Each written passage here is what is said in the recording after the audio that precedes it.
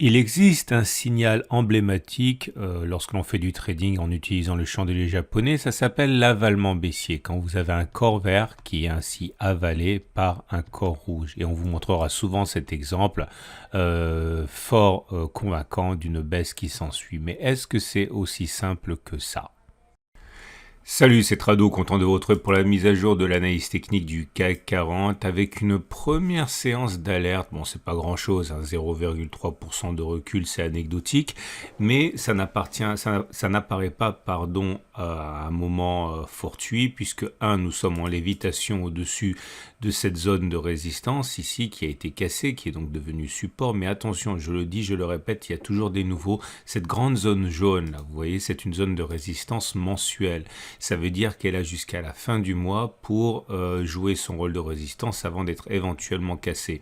Et toujours possible, effectivement, que l'on termine le mois avec une grande mèche comme ça, qui nous amènerait finalement à respecter la résistance. Ok, ce ne serait pas la première fois que ça arrive, loin s'en faut. Je vous donne un exemple là. Je ne l'ai pas préparé, donc ce n'est pas le meilleur exemple que j'aurais pu vous donner. Mais vous voyez cette résistance ici à 5567 en données mensuelles. Eh bien, comme vous pouvez le voir, à un moment, c'était une résistance. Okay. Et à un moment toujours, on est passé au-dessus, mais à la fin du mois, on a clôturé bien en dessous. Et on peut toujours avoir quelque chose de cette nature qui arriverait sur le mois d'avril, c'est-à-dire le sentiment qu'on a cassé cette résistance avant finalement de la voir être respectée. Autrement dit, la force d'attraction vers le sud est encore très très forte parce que cette zone est encore pour l'instant résistance théorique, même si en données journalières, on a l'impression qu'elle a été cassée. Il n'en est rien, donc faites attention. D'un autre côté, on a des supports, parce que pour le coup, eux sont bien réels. Notamment, je vous fais un petit cours d'analyse technique et de trading. Là, je prends mon temps parce que c'est important. Cette zone orange, c'est l'inverse. C'était une résistance, elle a été cassée sur cette bougie-ci. Mais contrairement à ce qu'on a vu il y a 10 secondes, cette résistance, elle, a vraiment été cassée. Donc, elle a vraiment changé de polarité et elle est vraiment devenue statistiquement support. Ça veut dire que si on va chercher cette zone, il est plausible qu'elle provoque des achats avec des personnes qui auraient mis un stop de protection dessous. Bref, vous voyez qu'il ne faut vraiment pas se tromper au niveau des unités de temps. Et ce qui est vrai sur une unité de temps est faux sur une autre unité de temps. Bref, tout ça pour dire que nous avons une bougie aujourd'hui baissière. On termine sur les plus bas. On termine sur une bougie rouge. Le fait que ce soit rouge veut dire qu'on clôture plus bas que l'on a ouvert. Et on a un avalement baissier. Alors cet avalement baissier, c'est quand même pas le plus beau qui ait été trouvé sur le CAC 40, mais si on essaie de backtester ça, ce qu'on va faire tout de suite, eh bien ça peut être intéressant également. Je vais vous montrer pourquoi c'est intéressant. Alors tout d'abord, un avalement baissier, c'est une configuration à deux bougies, et ça peut être un avalement haussier ou un avalement baissier. Un avalement haussier, c'est ça, vous voyez, c'est corps rouge, corps vert, le corps rouge est avalé par le corps vert, les mèches ne comptent pas. C'est mieux quand le corps vert avale toute la bougie précédente, mais c'est seulement les corps suffisent pour avoir un avalement haussier. Vous voyez, derrière, ça monte. Ça, c'est un avalement haussier. Je vais vous montrer un autre avalement haussier. J'ai pas préparé à l'avance, j'aurais peut-être dû. Voilà, un autre avalement haussier. Vous voyez, corps rouge qui est complètement avalé par le corps vert, et derrière, vous voyez, on a des mouvements généralement haussiers. Et comme vous le savez également, je suis beaucoup plus sensible aux signaux haussiers qu'aux signaux baissiers symétriques. Autrement dit, les avalements baissiers, comme celui-là, corps vert, corps rouge, eh bien, ont pour moi moins d'importance. Et pourtant, c'est ce qui vient de se produire. Alors, les puristes vont sauter au plafond en disant que c'est quand même un avalement baissier assez moche, étant donné que on aime bien que la bougie rouge termine plus bas et pas simplement symboliquement plus bas que le corps précédent. Mais voilà, si on veut tester des stratégies, il faut avoir des règles. Et s'il faut des règles, il faut avoir des critères. Et pour prendre les avalements baissiers, j'ai pris n'importe quelle configuration qui ressemblait à une petite bougie verte, un grand corps rouge avec le corps rouge qui termine plus bas que le corps vert précédent. Et j'ai regardé si on pouvait gagner de l'argent avec un avalement baissier. Je vous en parle parce qu'on a testé la stratégie inverse il y a quelques semaines, l'avalement aussi. On a vu que ça fonctionnait très bien. Et voilà ce que l'on a comme exemple Ah ben, j'en ai parlé, vous voyez, là vous avez un premier avalement baissier, pardon, et il y a 2 pouces verts pour dire, un, que l'on a clôturé plus bas que la bougie d'avalement baissier à un moment ou à un autre avant que de repasser au-dessus alors j'ai pris le sommet de l'avalement baissier, autrement dit le stop de protection il est là, il a bien été touché sur la bougie verte là, mais entre temps on a quand même réussi à non seulement clôturer plus bas, mais également faire la même distance au stop de protection, donc 0,76 par rapport au haut de la bougie, reporté vers le bas, on a fait un 3, donc on a fait 1, une clôture plus basse, 2, au moins la même distance au plus haut de la bougie de l'avalement baissier, c'est pour ça qu'il y a 2 bougies vertes. Je vous montre encore un exemple, c'est très simple, hein. Encore un succès ici, puisque vous le voyez, le signal a été donné sur...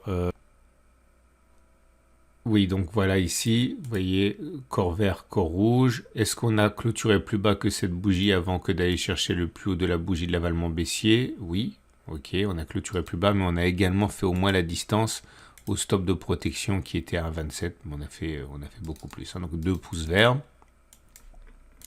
Et on continue, et on défile. Là, vous avez encore un succès. Là, vous avez un double échec.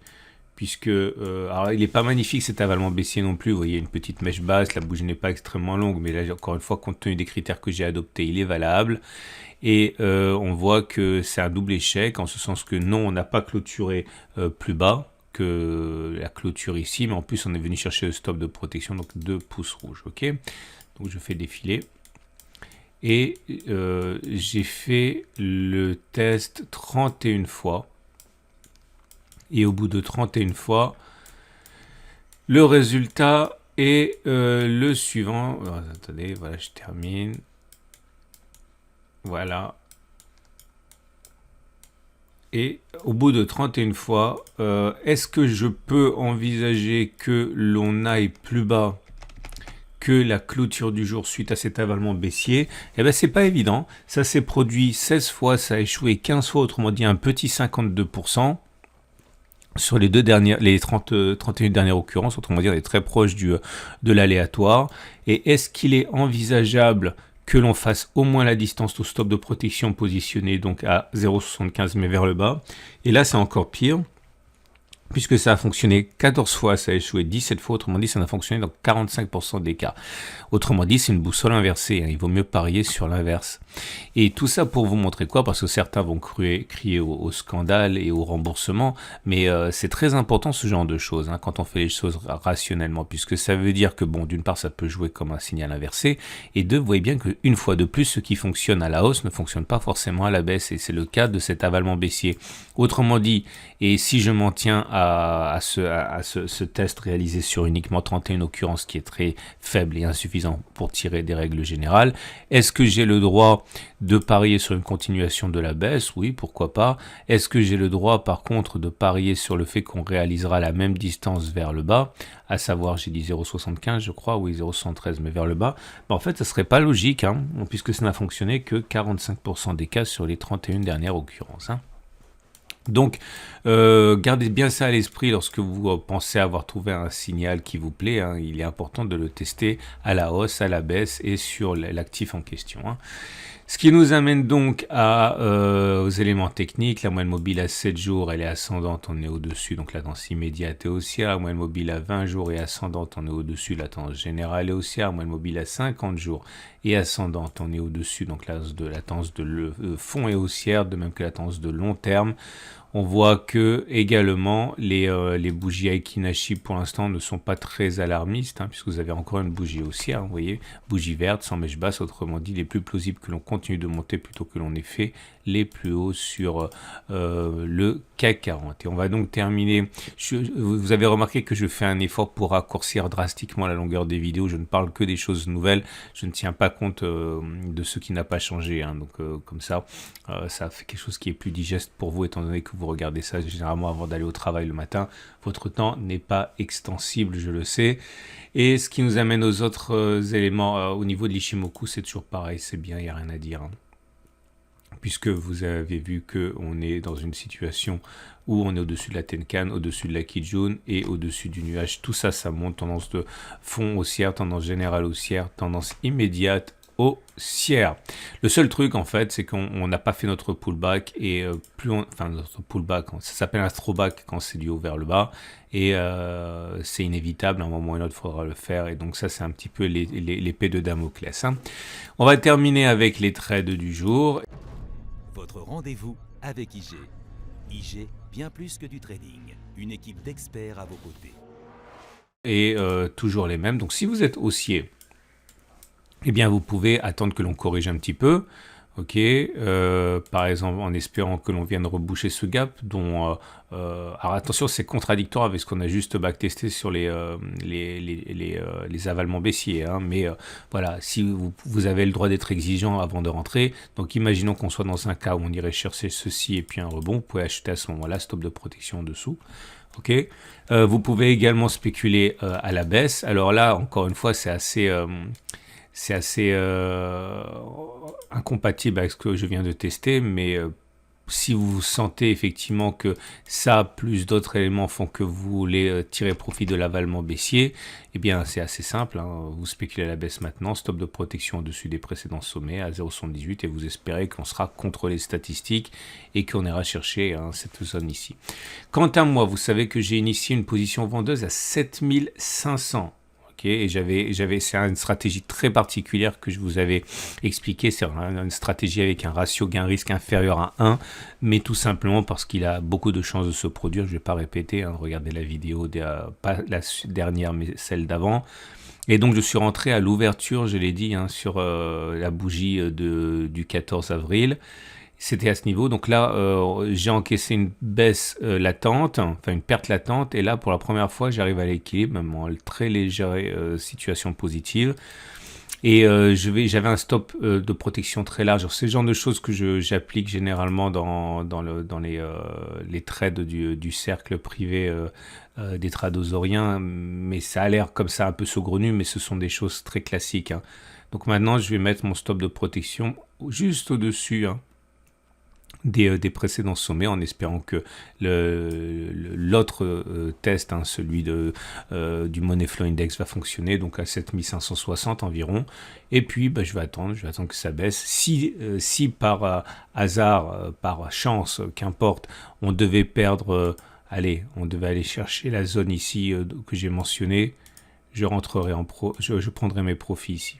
Ok, non, dans l'autre sens c'est mieux. Si on y va, je prendrai mes profits ici. Ok. Mais ce ne sont pas des trades qui sont faits pour durer, parce que ce sont des trades qui sont contre-tendance. Voilà, je vous invite à regarder toutes les vidéos que j'ai produites ce week-end si ça vous intéresse. J'avais mis un mauvais lien pour la petite interview sur l'accumulation rationnelle. On me l'a fait remarquer, je m'étais trompé. Donc vous pouvez le regarder dans les transports en commun. J'ai changé, je l'ai mis en dessous de la vidéo, ça dure 20 minutes. Si vous êtes coincé dans les bouchons ou dans votre voiture demain, vous pouvez écouter ça. C'est un podcast, c'est audio, donc vous n'avez pas besoin de l'ordinateur et vous allez en savoir davantage sur ma stratégie d'investissement depuis très longtemps. J'espère que ça pourra vous aider. Je vous dis à demain pour la mise à jour.